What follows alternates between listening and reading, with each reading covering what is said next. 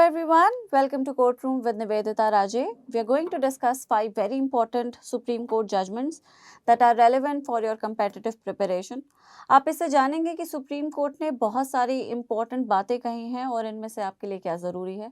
थोड़ा सा डिटेल भी डिस्कस करेंगे, so let us start. The first case that we are discussing today is Bhushan Majumdar versus Union of India. In this case, the Supreme Court has held that IACS, which is Indian Association for the Cultivation of Science, is a state under Article 12. अब Article 12 है क्या? Article 12 basically state की definition को incorporate करता है, जिसमें अगर fundamental right violate हुआ है तो पहले पेटिशनर को ये प्रूव करना पड़ता है कि वायलेट करने वाली एजेंसी स्टेट थी, क्योंकि स्टेट के ऊपर ही ये मैंडेट है कि फंडामेंटल राइट्स को वायलेट ना किया जाए या फिर उन्हें मेंटेन किया जाए. तो अब हर इंस्टीट्यूशन को जिस पे फंडामेंटल राइट के वायलेशन का एक्यूजेशन लगता है, पहले ये प्रूव करना पड़ता है कि वो स्टेट की कैटेगरी में आ रहा है या नहीं. IACS के ऊपर भी कुछ इसी तरह का एक्यूजेशन था, and finally it has been clarified by the Supreme Court, which has held that it is financially, functionally and administratively dominated by and is under the control of the government, and this is the reason why it is state under Article 12. The second one is P. Shiv Kumar versus State, in which the Supreme Court has observed that the conviction under Section 498A of IPC would not be sustainable when the marriage was found to be null and void. 498A can be classified as an offence against marriage, जिसमें अगर एक husband या husband का ही कोई relative wife पर या औरत पर किसी भी तरह की क्रूअल्टी सब्जेक्ट करता है तो उसे सजा मिल सकती है. The title of the section is cruelty, obviously. So the definition says that whoever, being the husband or the relative of the husband of a woman, subjects such woman to cruelty shall be punished with imprisonment for a term which may extend to 3 years and shall also be liable to fine.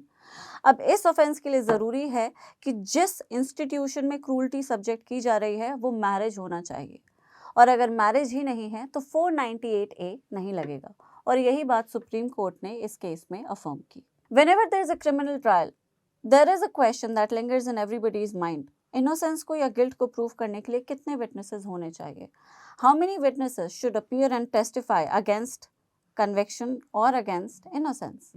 Now the answer in this question is there is no definite number. Indian evidence act कोई भी number prescribe नहीं करता जो कि ज़रूरी है एक criminal trial में विटनेसेस के लिए. The Supreme Court in Ajay alias Ajju and others versus State of Uttar Pradesh recently observed that it is not the quantity of the witnesses but the quality of the witnesses that matters. भले ही एक witness हो, लेकिन उसकी testimony इतनी substantial होनी चाहिए कि guilt या इनोसेंस कंक्लूड किया जा सके. The fourth relates to a latest news that you should know. Justices Rajesh Bindal and Arvind Kumar, formerly the Chief Justices of Allahabad and Gujarat High Courts, respectively, took oath as Supreme Court judges on Monday. Chief Justice of India D.Y. Chandrachud administered the oath of office to them in the presence of all the judges. Now, with their appointments, the Supreme Court will have a full working strength of 34 judges. The fifth case that we are discussing is Haji Abdul Ghani Khan and another versus Union of India and others. Now, while upholding the delimitation exercise in Jammu and Kashmir, the Supreme Court observed that the Parliament has the power to convert an existing state into a union territory.